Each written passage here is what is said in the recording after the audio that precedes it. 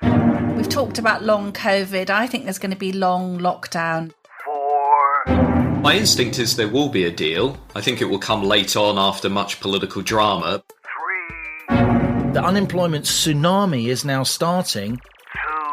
2. To me, at least, the 2020s look set to be almost as disruptive and turbulent as the 2010s. 1. We have liftoff. And welcome once again to Planet Normal, the Telegraph podcast with Allison Pearson. Hello. And me, Liam Halligan. Sir Boris Johnson suffered a major backbench rebellion, and then, suddenly, the Pfizer vaccine's given the thumbs up by UK regulators. The Prime Minister got his much criticised tiered lockdown through Parliament, but with more than 50 Tory MPs voting against, he was forced to rely on Labour abstaining, again on an issue of vital national importance. The rebels lost the vote, but with 99% of English residents in Tier 2 or 3, not much different from national lockdown, their criticisms and anger really hit home. Alison, we're delighted about the Pfizer vaccine approval, aren't we? A rare and much-needed blast of good news, but full rollout of this could take months, and meanwhile the economic carnage continues. And you remain upset about the whole premise of the government's case for lockdown. Well, let's not forget, Liam, before we get into all the important stuff of the week, that the real talking point was whether a Scotch egg is a substantial meal or not. Or 2 Scotch eggs and a pickle. 2 Scotch eggs and a pickle. Imagine all the poor publicans across the country, all these people running the old boozers who've got to suddenly start serving up trout Meunier to be able to open their doors. But yes, absolutely, the Pfizer vaccine. UK's become the first country in the world to approve a COVID vaccine. Mass immunisation on the cards, although, as you say, it'll be starting with care homes. And I gave a bit of a cheer, actually, because we've been following Robert and Josephine, haven't we? And the first thing I thought was maybe Robert will be able to see Josephine before Christmas, and then we'll be doing all the over 80s, hospital workers and so on. This is a really interesting thing, Liam, that because of Brexit, the UK can approve the vaccine faster because our body is now allowed to do it by itself. The EU, of course, naturally is going to take much longer. So we will be the first country to vaccinate. And we've talked about it before on Planet Normal. I'm not an uncritical supporter of the vaccination, but for me, the main thing is to restore confidence to all the people who've been absolutely terrified by the propaganda which we've railed against this week. And something that you may have noticed, Halligan, that smoke coming from your co-pilot's ears was this propaganda ramped up to... That's a permanent state of affairs. I'm worried if smoke isn't coming from your ears. Hello? Is anyone in? This week it was not just smoke, but flaming dragon breath coming from the Pearson Welsh dragon jaw. My absolute final tipping point really was there was an article in the Times by Michael Gove on Saturday, which you may have seen, and it contained a dire warning that every hospital in England would face being overwhelmed with COVID-19 cases if MPs were foolish enough to not back this new system of tiers, totally illogical and unfair system of tiers. And Mr. Gove said every bed, every ward full. Now, as Planet Normal's hospital bed occupancy correspondent... Brackets bedpan. Bedpan. You're the Hattie Jakes of Fleet Street. Can't I be the Amanda Barry? Wasn't she a rather more fetching nurse? What he was saying in that article, this is really important, Liam. They're putting 55 million people into tiers 2 or 3. Many of them before the lockdown were in a lower tier. So how does that work?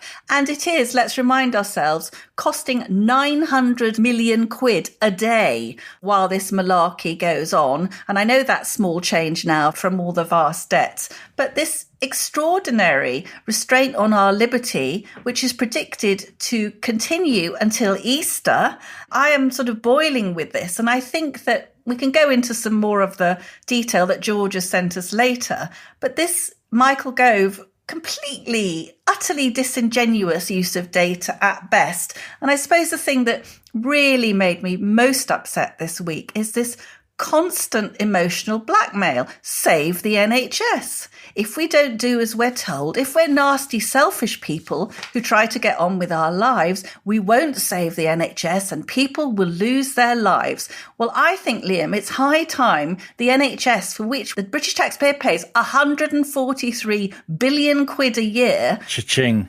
Proper money. Why are we saving them now, 8 months after the start of the pandemic? High time the NHS started protecting us. Do you remember when we went into the November lockdown, the lockdown we've just come out of, sort of, there was the doom graph, the 4,000 deaths a day, and similar tales that the NHS would be completely overwhelmed. I remember reading that Gove essay over the weekend, and we spoke on the phone, didn't we? So some of the numbers were just plain wrong. I mean, NHS England says that bed occupancy is just 88% at the moment across the whole service. That's compared to 95% this time last year when there was no COVID. And back in April, yes, we had the Nightingale hospitals that were built. They were barely used. I mean, less than 1% of that capacity was used.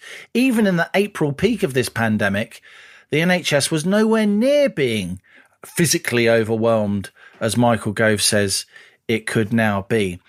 And the more you look into Tier 2 and Tier 3 in particular, the more the case falls apart if you are an objective person looking at the data that we have. And this is why there were so many Tory rebels, not just because their constituencies would be in Tier 3. Some of the rebels, their constituencies are in Tier 2 because they're looking at the data. They're listening to people like Professor Tim Spector at King's College, who is saying definitively, with data to prove it, official data to prove it, that this second wave actually peaked weeks ago as we started the November lockdown. And if you look at some of the places in England that are hardest hit by this lockdown, particularly in the northwest, cases in Manchester, which is still in Tier 3, of course, England's second city commercially, as is England's second city by population, Birmingham's still in Tier 3.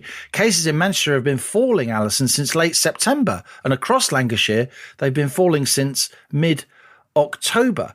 And even though you have all this huge spending on furloughing and other business support that we've often talked about on Planet Normal, all funded by newly printed money by the Bank of England, by the way, the economic carnage of this lockdown is now coming through despite the ongoing business support measures. Look at what's just happened in the last few days. Arcadia, one of our biggest retail empires, from Dorothy Perkins to Topshop, 13,000 jobs. Look at Debenhams closing its doors.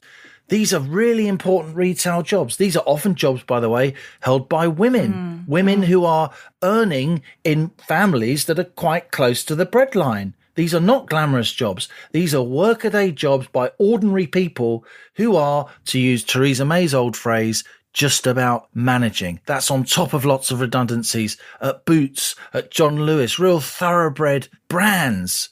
And all the jobs that we've lost in the aviation sector, arts, culture, events. The unemployment tsunami is now starting, and yet we're going to spend until Easter at least, vaccine or no vaccine, in these Tier 2, Tier 3 restrictions, which are tantamount, if you live in those regions, particularly Tier 3, to national lockdown. I think it was Professor Tim Spector. He's at King's, as you just mentioned, and he runs the Zoe project, which is keeping an eye on these things. And Tim Spector has suggested that most areas of the country really should be in Tier 1 with just sort of tighter measures in perhaps parts of the northwest and Hull, and the pubs in all of Kent are closed, Liam, because there's a bit of a spike in the Medway area of Kent, which is 60 miles away from lots of people. So what I did this week is, with the help of George, our marvellous source in the NHS, Velma, bless her. Here she comes. She's got the specs. She's got the roll neck. I've been offered an orange roll neck by a Planet Normal listener. I have. I think we're going to have to go visual. We are. Shaggy, sort of unwashed, unkempt, long sleeve green T-shirt. He scoops. That won't take much, will it, with you? I'm wearing it already. Shaggy and unkempt. I think that's a perfect Halligan description. So our anonymous source within the NHS, George, has been giving us these fantastic figures. And this week he came up with some particular pertinent facts. So what George told us is that in the southern region now, and that's the southeast, the southwest, London and East Anglia, COVID bed occupancy is only 8%. All right. So, and in the north, it's 13%, but that's a big reduction on the 19% we saw a week ago. And something I tackled in my column this week, Liam, which I thought people should really know about now, is when they tell us this number of hospital admissions, they say 1,640 new hospital admissions yesterday. No, that's absolutely not the case. Only 25% of that number will have arrived in hospital as a confirmed COVID case. Patients who come in with other conditions, maybe a broken leg or a stroke, they'll be tested, and if they test positive, they'll be added to the COVID admissions. But this is the real bombshell, and this has come straight from George. Between 17 and 25% of all so-called COVID admissions, they get the virus while they are in hospital. And George said those percentages have been stable for the past 3 months. And this, Liam, is the NHS's dirty secret, that they are giving a huge number of patients who are coming in, fragile, vulnerable people. They're giving them COVID and they're calling them COVID admissions, which they absolutely are not. I must say, for all the merits of the NHS, and there are many, it does have a reputation, doesn't it, over the years for dirty hospitals, for infections. We've had all kinds of issues about this over the years. And if you compare it to, say, as you do in your column, to Japanese hospitals, which are much, much cleaner, there's, at least on the surface, from what we can see and talking to our sources, there's much more cross-infection going on in NHS hospitals, which simply must be mentioned and then must be tackled. We can't shy away from this. And it strikes me now that we're getting in a situation that because people don't believe that the NHS itself is under threat of being overwhelmed, and because there is so much concern about how these tiers are being implemented and regions can't move from a more restrictive tier to a less restrictive tier if they see the rates of infections and COVID cases falling. I think the government's actually got a consent problem here. The government needs to be much, much more transparent about its thinking. Boris needs to get a much broader range of people around him advising him, not just pro-lockdown sage epidemiologists and others, but some epidemiologists, and there are many, who are more sceptical about lockdown, economists, other kind of people who bring a broader perspective, because we've still got, even though it's great news about this vaccine, and we need to talk about that, we've still got months and months and months of this, during which the economic carnage will continue. And that economic carnage itself costs lives. Major economic nosedives, and we're in the middle of the biggest one since 300 years, cost lives. Deaths of despair. That's what economists call them. When your business breaks up. Also, when the NHS is so focused on COVID that so much other non-COVID treatment goes by the wayside. And there were some really tremendous speeches made in the House of Commons, weren't there? Earlier this week. The COVID recovery group, these are not a bunch of ideological headbangers, which is how they're presented by so many of our mainstream broadcasters. These come from right across the Tory party. It's everybody from Steve Baker and David Davis, who were, of course, ardent Brexiteers, all the way over to Damien Green, who was, Theresa May's right-hand man, the sort of most one nation Tory. He's basically a Lib Dem with a blue rosette, and he wouldn't mind me saying that, I'm sure. He's very much from that completely honourable and distinguished part of the party, that kind of Tory reform group. And this COVID recovery group, the speeches they made were really something. Charles Walker's speech. Listeners should get these speeches up on YouTube. So Graham Brady's speech was a knockout, I thought. Really amazing, saying that you cannot take us for granted, and it's much harder to take us for granted now in December with all the damage that there's been and all the damage to come than it was back in March. You and I backed lockdown, didn't we? When Planet Normal began in April and May this year, we backed the lockdown. But as it's gone on, the weeks and months, the government has not taken the country with it It hasn't shown evidence. It hasn't done any cost-benefit analysis of why the lockdown makes sense. It's barely acknowledged the downsides of lockdown. But allowing businesses to collapse because of a lockdown that's too blunt and then offering the owner benefits or a stint at a job centre, that's not okay. That's not okay. The economy needs to be centre stage now of this conversation. And I think the Prime Minister was forced to concede, and this has got to happen in the next few weeks. These regional tiers are going to become, in his words, Alison, more granular. They're going to be more detail in terms of the localities which are in and out of the different tiers within the same counties. Because as you've indicated with Kent, and it applies to many, many other places across the UK, just because you're in the same county, you're often living in a completely different situation. You can be in the middle of nowhere in a county with a big city and the whole county's locked down, and that just makes no sense at all.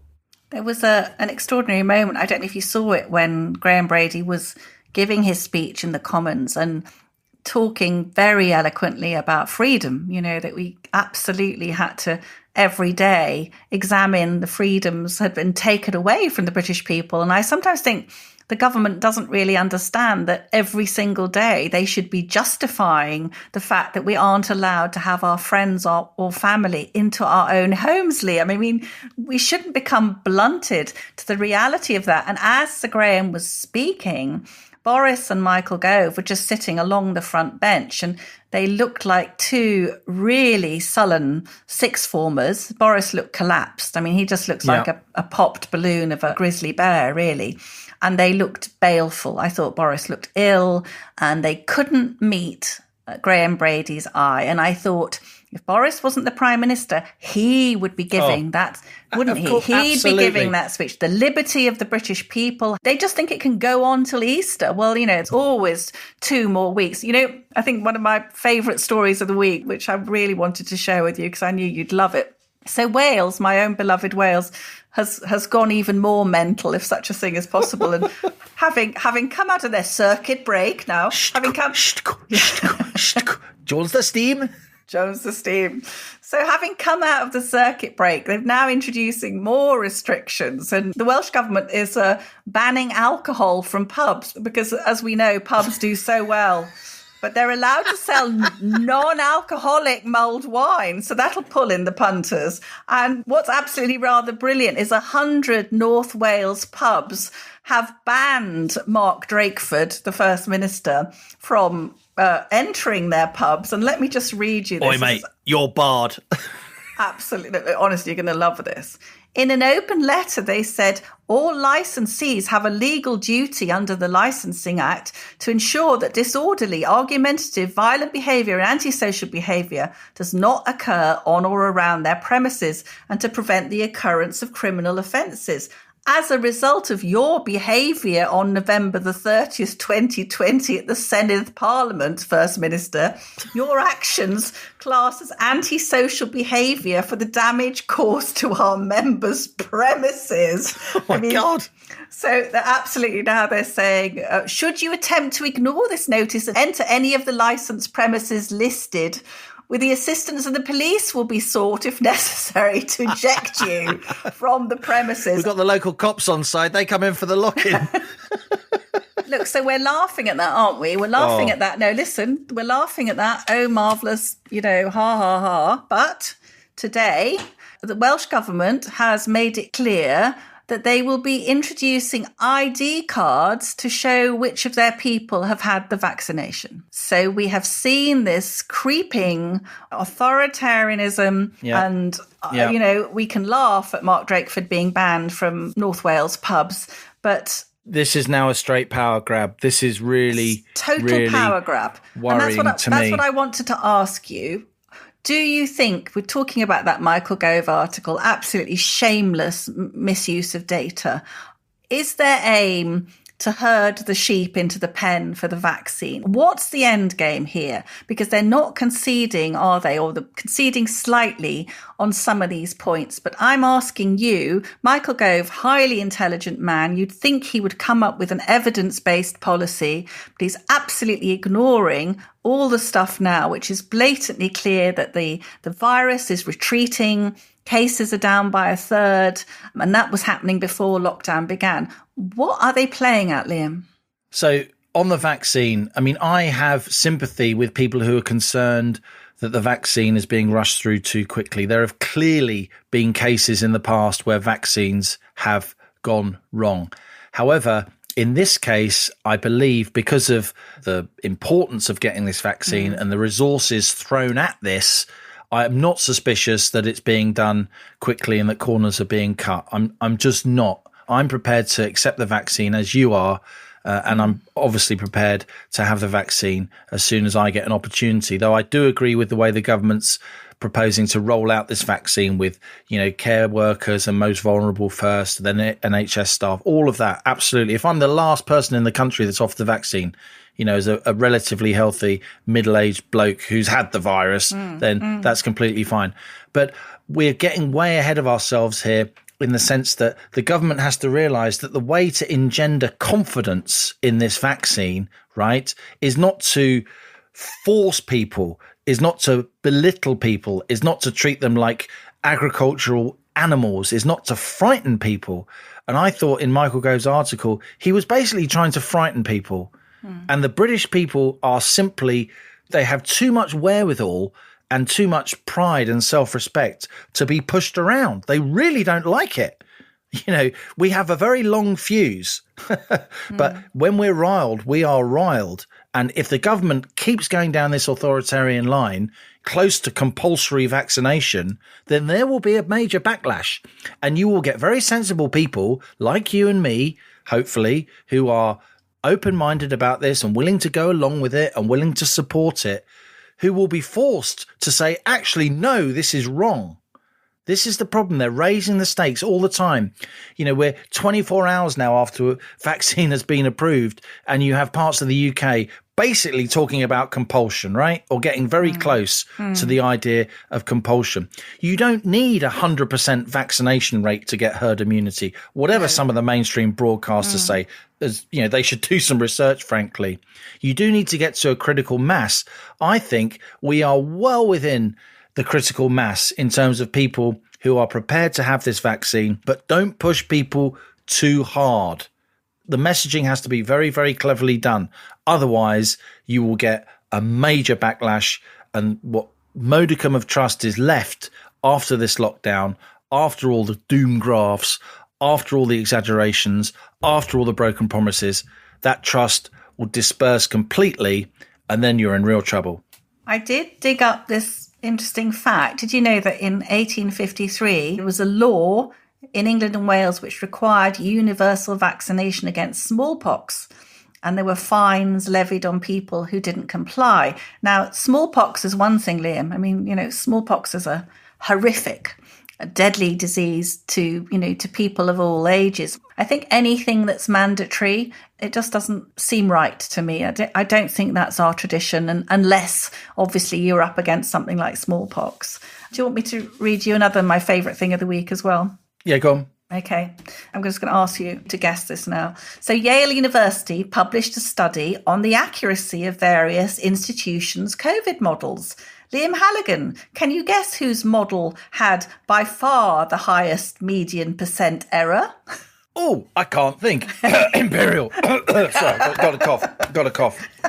My tea went down the wrong way. The Imperial model had larger errors, about 5-fold higher than any other model. This appears to be largely driven by the tendency to overestimate mortality. Well, there we are, you see. I mean, this is what we've been saying all along. The institution whose modelling more than any other has put us into lockdown, has driven the government's narrative. Totally. Unbelievable. And this is a bit of an afterthought from this Yale University piece. It said that in March, Imperial produced a report on China's no new confirmed cases, supporting that, despite intelligence saying the exact opposite. And somebody has commented, seems like President Xi got his money's worth from China's best academic partner. Don't you think when we're through this, there are going to be huge questions about the influence that China had over the data?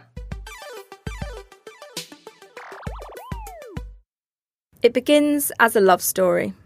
couples who meet as young activists, bonded in a fight against injustice.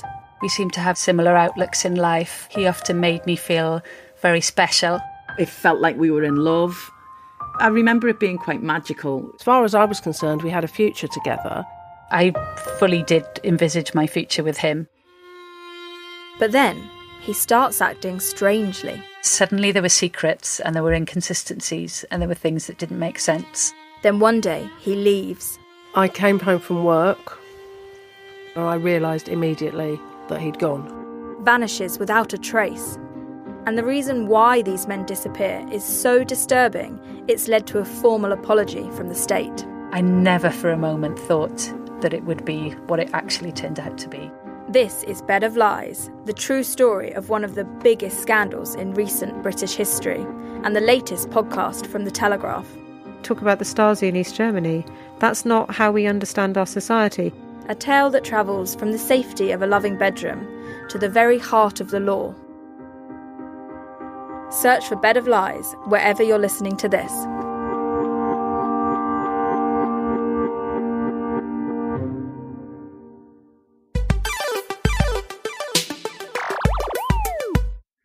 Now, we like to bring a range of guests to Planet Normal, and last week's visitor, the journalist and TV presenter Richard Madeley of Richard and Judy fame, was a huge hit, and thanks for all your emails on that.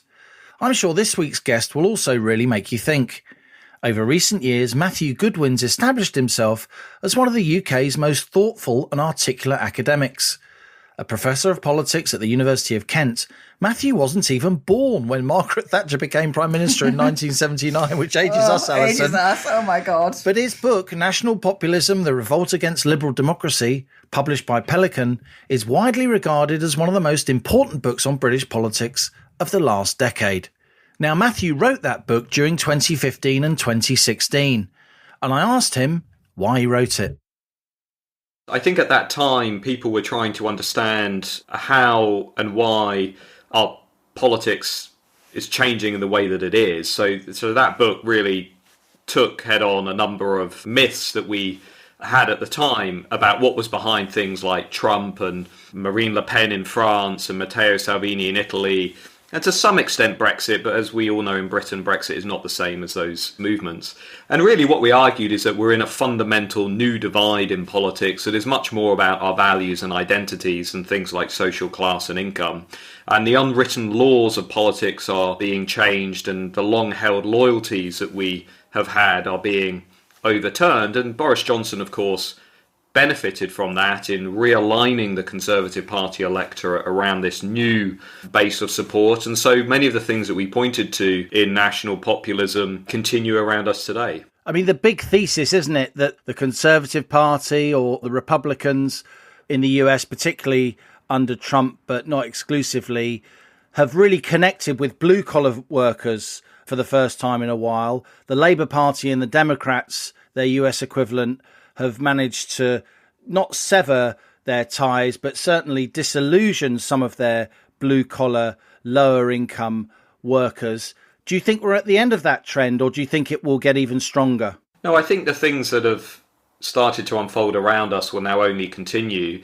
What we've got in a lot of democracies today are voters who I call cross-pressured. They're conflicted. On the economy, they tend to lean a little bit to the left. They think the system is rigged. They think there's one law for the rich, another for the poor. But on these questions of culture and identity, which have surged up the agenda, they lean to the right. They want things like Brexit. They want the nation state to be upheld and respected.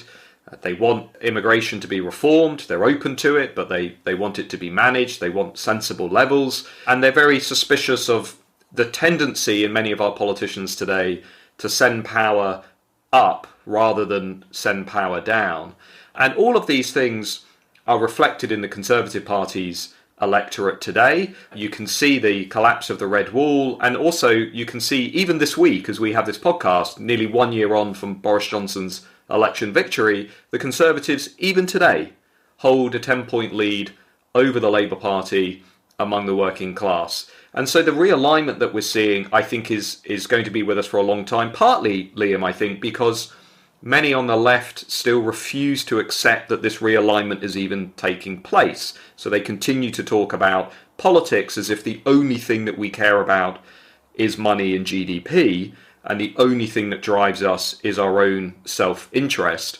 Whereas I think some politicians have actually recognised that many people also care deeply about their community, they care deeply about their wider group, they care deeply about things like tradition, ways of life, sovereignty, all of these types of things, and they've readjusted their loyalties as a result of that. Do you think the Conservatives can hang on to those red wall seats? We're seeing, just this week how fragile Boris's majority is, even though it's 80 strong. But that 80-seat strong majority that he won in December 2019, as you say, rests almost entirely on seats that the Tories won often for the first time from Labour, whether it was in the Midlands, the North West or the North East. How vital is it that Boris holds on to those seats? And do you think he can in light of COVID? I think he can. I think the Boris Johnson team probably need to keep focused on the evidence and what it's telling us about British politics. Here's the reality of what's going on as I see it. Boris Johnson won the vast majority of those seats because he tapped into these conflicted voters. They want to see him level up. They want to see the bridges and the trains, but that is ultimately secondary. They want to see him stand up and speak for the country and to defend the country and sometimes to put the country first. If he maintains that formula, he will hold those seats. And Labour often forget this, Liam, but there are now about 30 to 40 Labour seats that are also up for grabs at the next election. So the Conservatives only actually demolished part of the red wall. There are a larger number of seats that could also fall to the Conservatives where those Labour majorities have been whittled down. So there are options for the Conservatives, I think, at the next election. But Johnson has to, I think, reset his premiership and reconnect with what these voters are really wanting. He has to, I think, understand that on many of these so-called culture war questions, voters want to see the good, not the bad, in British history. They want to see children being taught what Britain did right, not only what Britain did wrong. And they want to see a greater pushback against this more dogmatic public square that is cancelling anybody for saying something that is remotely difficult or controversial. And if he gets this right, Liam, here's the thing. He will almost certainly extend the Conservative period in office to the end of the 2020s because of one simple fact. 60% of constituencies voted for Brexit, and the Brexit battle is in the rearview mirror, but the point is 60% of those seats reflect the values that Boris Johnson should really be in touch with. And if he can maintain that coalition, he has a really big advantage over the Labour Party because many of those seats, the majority of those seats, hold that outlook. And the Labour Party has not won the popular vote in England since 2001. It's an astonishing fact. It's an astonishing fact. So with Scotland gone for the Labour Party, their only way back to power is through the Midlands and the North. So if I was Boris Johnson's advisor, I would say, listen, at least every other week or so, give a speech from these seats. Be visible, be prominent. Understand that what people are asking for is not just a redistribution of economic resources, but a redistribution of status and respect. And for the first time in a long time, many of the communities that you're rightly pointing to feel as though they're in the conversation. And Johnson needs to really double down on a lot of that, and he will find, I think, that reset button that he needs to find. I'm a little bit apprehensive that some of his new advisors may not entirely understand the new electoral reality that's facing Britain. Whatever your personal views of Dominic Cummings, whether it's positive, whether it's negative, I think it's fair to say he did understand the landscape and how it was unfolding. And it will be interesting now to see where the Johnson premiership goes from here. So less about putting windmills on houses and more about building infrastructure and levelling up in the East Midlands and the North. But do you think he's made political mistakes during lockdown, Matthew? If we can put aside the health debate one side or the other, because clearly there is a huge amount of economic damage. That economic damage is falling disproportionately in those red wall seats rather than in prosperous southern seats where lots of people are doing their lawyering and their accountancy stuff from home. And also, a lot of those Northern and Midland seats are in Tier 3. I mean, I think absolutely. We already have evidence from the Office for National Statistics and other agencies that shows that people in London and the South are better able to work from home. They're more economically insulated. You know, they've had 30, 40 years of a south-facing economy that has also left their communities more resilient to the coronavirus crisis. So absolutely, Johnson needs to reset and to try and tilt the conversation back to those areas. But the reality is, as we go into 2021 and the vaccines arrive, and they will arrive, we are going to transition out of this crisis, and that will allow Johnson to get past the immediate question of crisis management and get back to the things that, you know, we forget this now, Liam, but the things that Rishi Sunak outlined at the budget at the beginning of this year, which is how we can invest in technical training, vocational education, how we can do more for coastal communities, for left behind regions. And obviously the crisis and the economic effect of the crisis has changed that conversation slightly. But when we talk about how we're going to change tax, how we're going to pay for the crisis, there is a political opportunity in there for Johnson to say, well, we're going to answer these questions in a way that is consistent with this adapted conservative philosophy that is going to listen more to the have-nots and a little bit less to the haves. And if he does that well, and there's no guarantee he will, but if he does that well, there is no reason why he can't stay in the high 30s in the polls, as he's doing, hovering around the high 30s and the 40s, which is a pretty good place to be honest, after the last year. Is Farage still a threat? The space to the right of the Conservative Party is always going to be a threat to the Conservative Party because there are lots of voters who are looking for things that at times Boris Johnson has seemed hesitant to give them. The one prominent example of that was the summer protests and the toppling of statues and the intensifying culture war moments, the boarding up of Winston Churchill.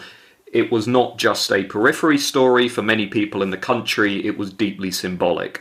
I think ultimately, in his heart of hearts, Johnson is probably hesitant about getting involved in those kinds of things, whereas many people in the country, particularly his new electorate, desperately wants him to make a stand for some of those things. Again, the idea that they don't want to just see the worst possible side of Britain. They want to see what the country has got right. They don't just want children to be taught about things like white privilege and critical race theory. They want children to be given a balanced education that is focused on what brings us together, not what pushes us apart. And if he can tap into that, not in a divisive way, but in a unifying way, and get back to a culture of we rather than one of me, then I think actually he'll be rewarded very handsomely for doing so. And, this is ultimately, I think, Liam, where we're going, which is, yes, it's popular on Twitter to say the culture wars don't matter and they're only represented by the extremes. And to some extent, that's true.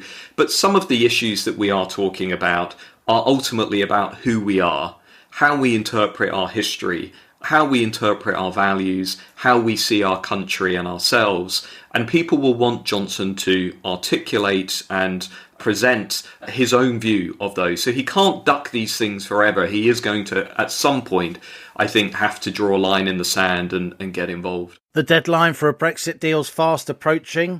Do you think there will be a deal, Matthew? And if there isn't, do you think that will politically damage Johnson, particularly with these new traditionally Labour voters that he's managed to bring over? Or do you think they'll actually quite admire him for standing his ground? My instinct is there will be a deal. I think it will come late on after much political drama, but I think the legacy of the last few years, or the lesson of the last few years, is that ultimately compromise will prevail. Either way, if it does or if it doesn't, I think the question of how will a disruptive break from the European Union, which inevitably there will be some disruption, whatever outcome we have, how will that impact on the assessments of leavers?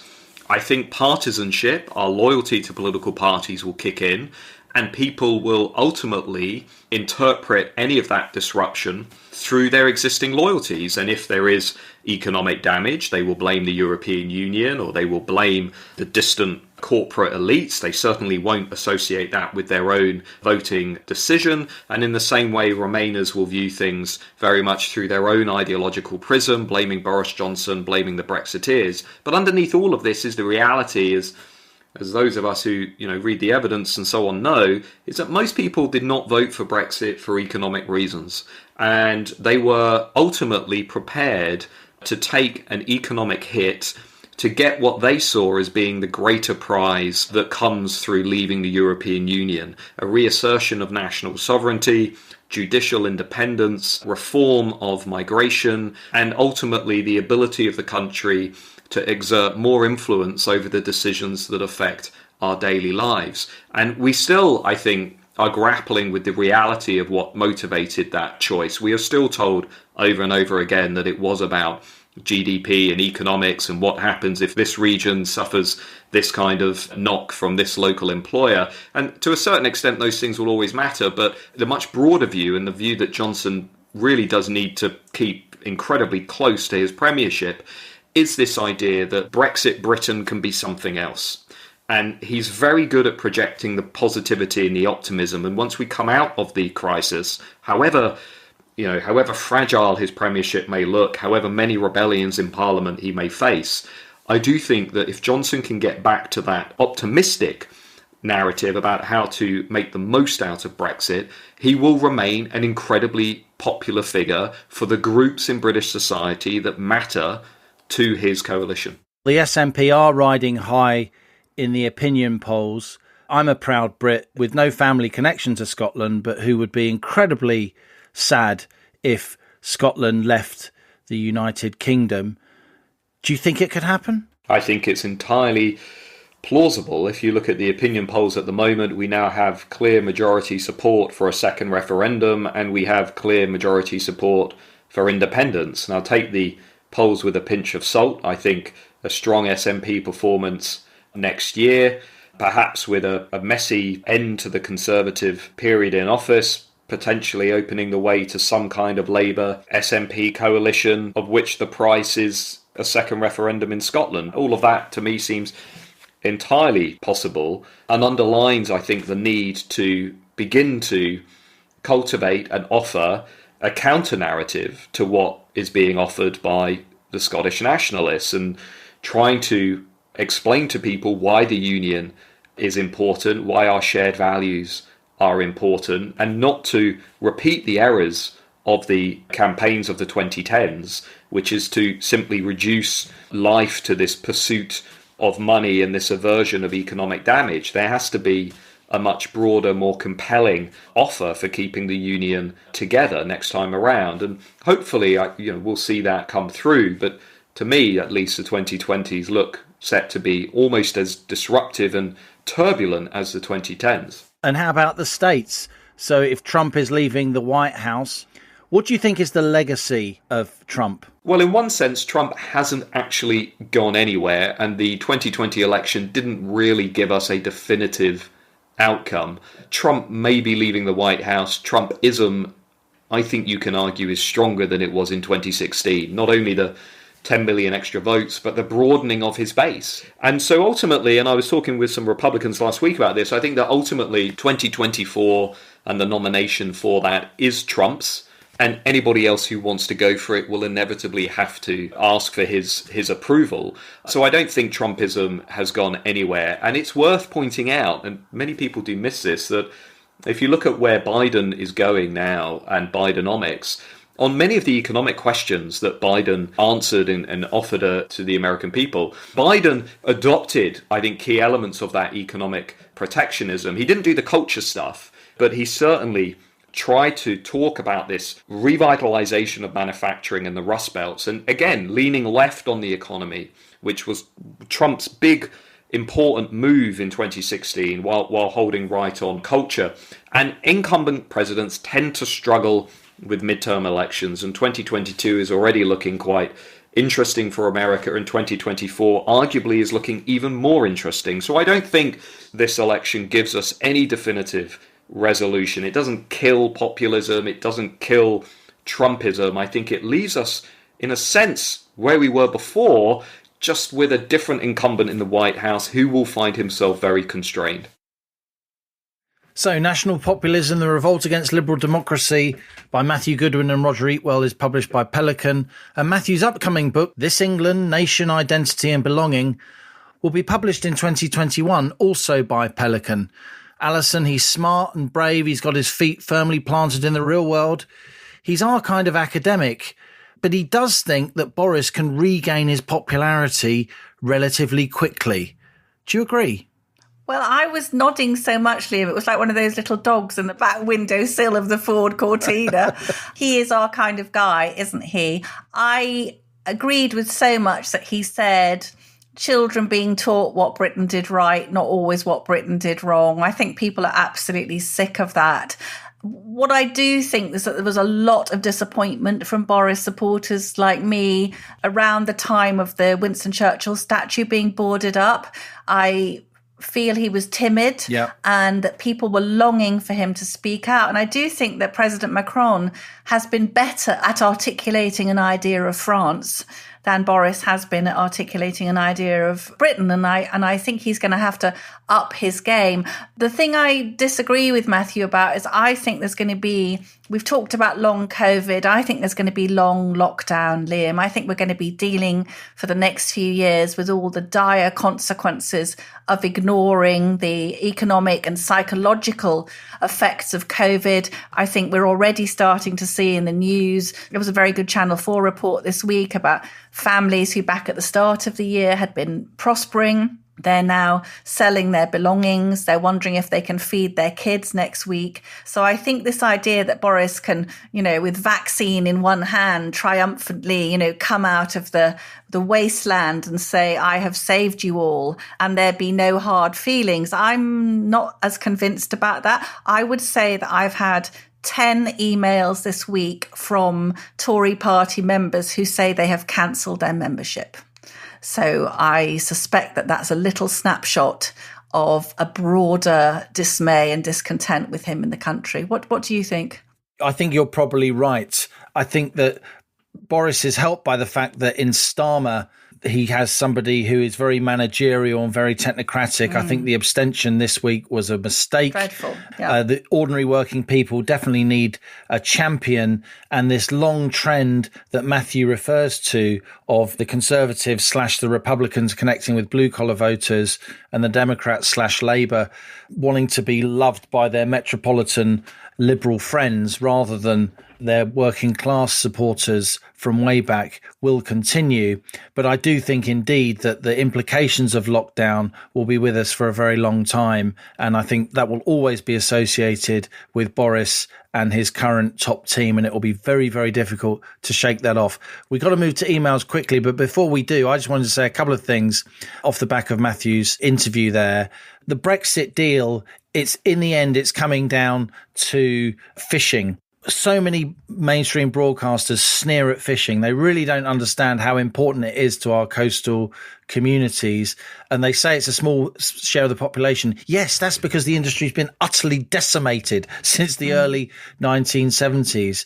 I think the EU are being completely unreasonable trying to retain control over our natural resources. That's a kind of colonial relationship. Yes, we want the same really deal is. as Norway, where we renegotiate every year in a fair and meaningful way. It cannot be right that 2/3 of the fish taken out of British waters are not taken by British boats. The other thing I want to say is on Trump. I think he's completely right that Trumpism did not lose that election. He got 10 million more votes. The fact that even such an objectionable person as Trump manages to garner votes for his kind of policies and policies that now Biden is aping and imitating, as Matthew pointed out, shows that politics in the US has changed. I wish Trump would properly concede. I wish he would call off the dogs. I think there's a major danger now of proper civic unrest soon if Trump doesn't say to people, I lost the election fair and square. And Planet Normal listeners, they should get on the internet and they should watch a clip of a guy called Gabriel Sterling, who is a state of Georgia election official. He gave a quite incredible speech about why Trump is completely within its rights to track down votes that he feels he hasn't got. He's completely within his rights to go through the courts and continue to contest the election if he wants to. That is his right. But he must not condone violence and threats against ordinary election officials who are simply trying to do their jobs.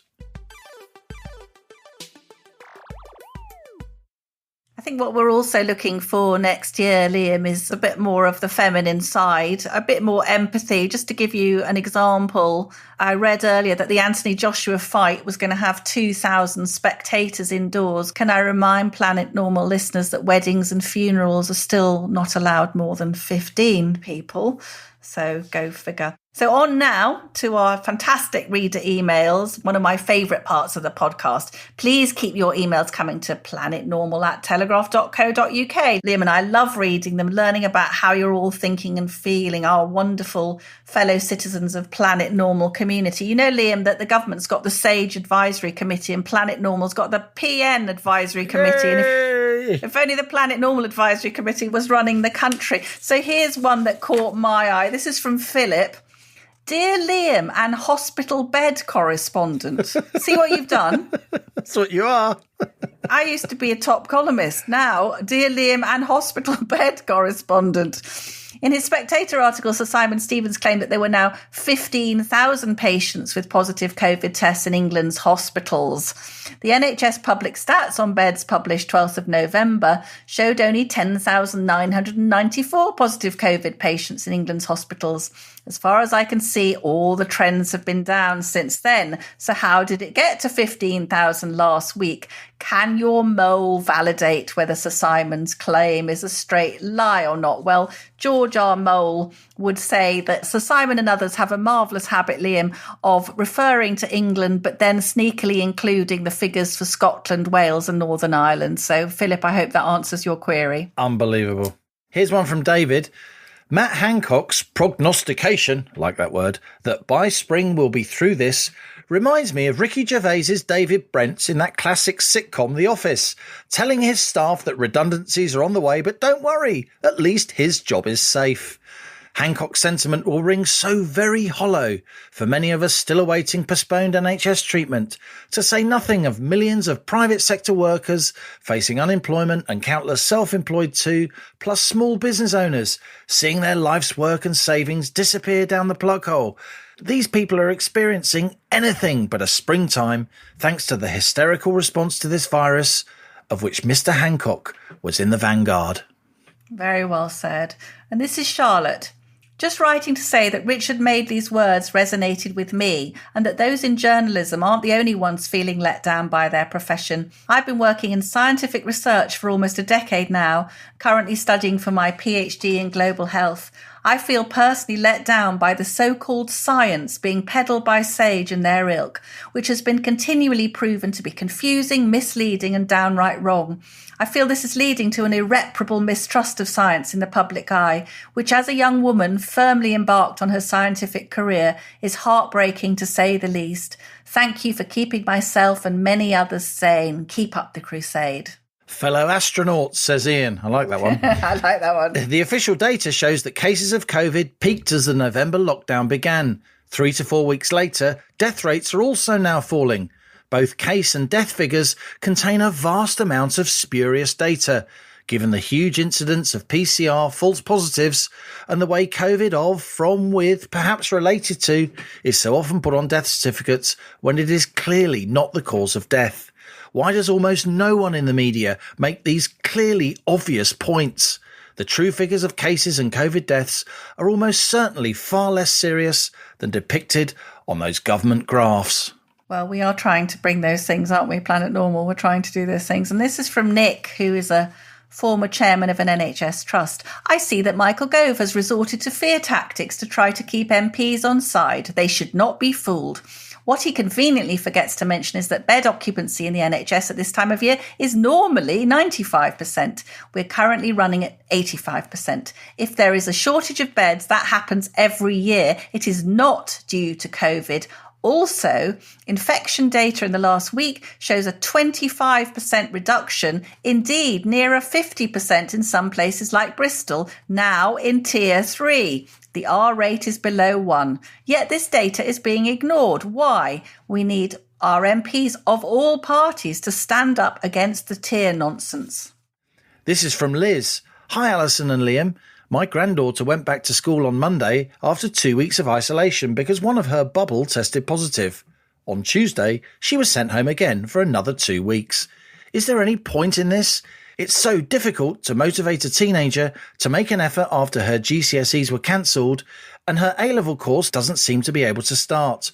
Liz says she's a retired teacher who is ashamed of her profession. I love Planet Normal, she says. My weekly dose of sanity. Here's a cracking one from Eric. You'll like this one, Liam. As the MD of a UK business, I have loved Planet Normal, the one ray of sanity in a year where I feel myself drifting further and further from the UK that I once knew. This week, I cancelled my membership of the Conservative Party. My son did so too.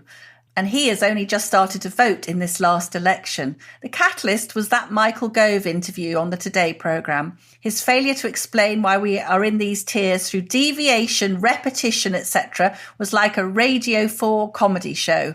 I didn't cancel my membership in a fit of pique, but after so many months, when I realised that the Conservative Party has lost its way in dealing with the pandemic and that we have a bunch of career politicians so divorced from the real world, we need to drain the swamp. Right, one last thing, Alison, before we go. I've got a bone to pick with you because in your column in the Telegraph this week, you say, I'm fuming, you say that blokes don't do anything in the run-up to Christmas. And I do. I've been writing cards, I've been up in the loft getting stuff down, I've been arranging things, buying a few presents. Getting stuff down. This is the problem. It's like you write the Christmas cards. Who buys it'll be Mrs. Halligan buying the Christmas cards, won't it? Lucy has indeed been doing a huge amount more than me, as usual, I must admit. But I am doing something. I'm not doing nothing. The trouble is, if we try to help, then we're interfering. Yeah. But if we keep our distance, then we're not interested and we're lazy. I mean, we can't win. Yes, but I think it's one of the major acts in history of gender discrimination, which is that they call him Father Christmas when we know that Mother Christmas does all the bloody work. What we get here is Christmas Eve and we say like, oh, what have we got my sister for Christmas? She said, have we forgotten the Stilton? Have we forgotten? Yeah. That we, God, they talk about the royal we. Yes, the domestic we is far. The domestic we always means you, absolutely. Yeah. No. To be fair, who would be without the mail at Christmas trying to put the lights on the tree? I mean, endless fun for all the family. Trying. I'm a perfectly competent lighter putter on a tree. Does Lucy ever come in and say, nah, you need a bit more over there, and then you have to unwind them and start again? My lips are sealed. God, women are a nightmare, aren't we? The rage for perfection in the female, Liam, never underestimate it. Can't live with them. Can't live without them. Absolutely. So that's it. Before I get into huge trouble, that's it for our latest Voice to Planet Normal. Strap yourself in for re-entry.